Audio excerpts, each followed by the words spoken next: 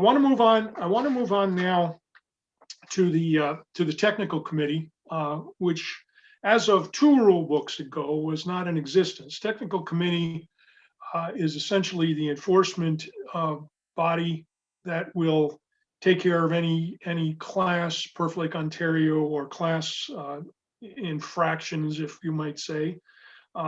They are structurally equivalent to the race committee and the protest committee in terms of their ability to protest a vote. In the past, and to the chagrin of the PRO, the measurer used to come to us and say, well, you know, Joe over there, his lightning does not have a conforming center board, and we need to protest him. And I said, no, as if I don't have enough stuff to do. Well, thank goodness now we've moved over to a technical committee that can take care of these things and has all of the authority to take care of these protests. This is under Rule 60.4, and it basically says the technical committee may, and it goes through all of the things that any body such as the race committee and the protest committee may do. Bill, do you have anything to add as far as the establishment of the technical committee and where they fit in the scheme of things? Yeah, the technical committee, you know, thankfully now that it exists and can file the protest, the thing to keep in mind though is technical committee, you as a handicapper, do not have the authority to unilaterally declare you're invalid, you can't race. You have to file the paperwork, you have to go through the protest process. So while on one hand, technical committee now has got a lot more authority or autonomy to work to get their job done, you also do have restrictions. You can't just go ahead and do it. And that's, I think some people, I spoke to some people who are a little confused by that. Just remember, you have authority, but not that much. And of course, the perf handicapper is the logical person to be the technical committee.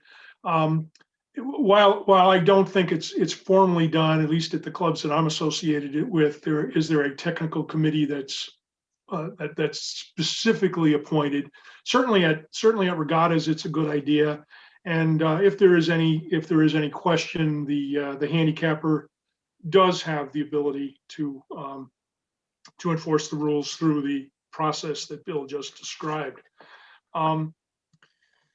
So to review with that, the technical committee, of course, is appointed by the race committee or the organizing authority.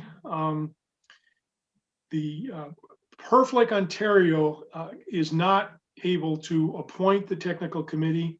We can advise who we think should be on it, and I've just described that. But we do not, as a body, as a class organization, have the ability to appoint the technical committee. And of course, they are working in conjunction with the race committee, the organizing authority, technical committee, and all that sort of stuff. One final thing that I want to bring up are protests and appeals. There's an important distinction between protests and appeals. Under the racing rules of sailing, an appeal is slightly different. An appeal would be disputing what a protest committee has decided. Under Perf Lake, Ontario, the appeal is what I briefly described earlier, as far as the disputing of a particular number, and that's a separate process. The appeals under these conditions involve the decisions on protests concerning class rules. And that is Rule 64.4, decisions on protests concerning class rules, as it so happens. I don't think we necessarily need to get into that. I think what this essentially says is something we've talked on in the past, is that the ultimate interpretation of a class rule would go to Perf Lake, Ontario. For instance, if a protest committee is unclear as to how the rule is to be interpreted, the Perf Lake, Ontario would render that decision. And if the decision goes against a particular boat, then they would be given an opportunity to sail, but be disqualified. Am I getting this screwed up here, Bill? Can you correct me? Or, Okay. Easiest way to think about it is, and since we're talking at a club level, actually it would be at any event, you go to whoever the technical committee is. In this case, it would be the club handicapper, for example. What's their interpretation? If they need help, they should go to their district, the district chief.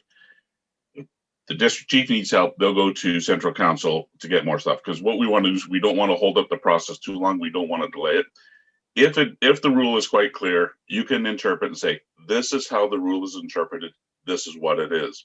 What's important to remember is you, as technical committee, you do not make the decision for the protest committee. You provide them the information to interpret and let them make their decision, whatever it is. If you're unclear, or if they say we don't understand and you need better, then move it up.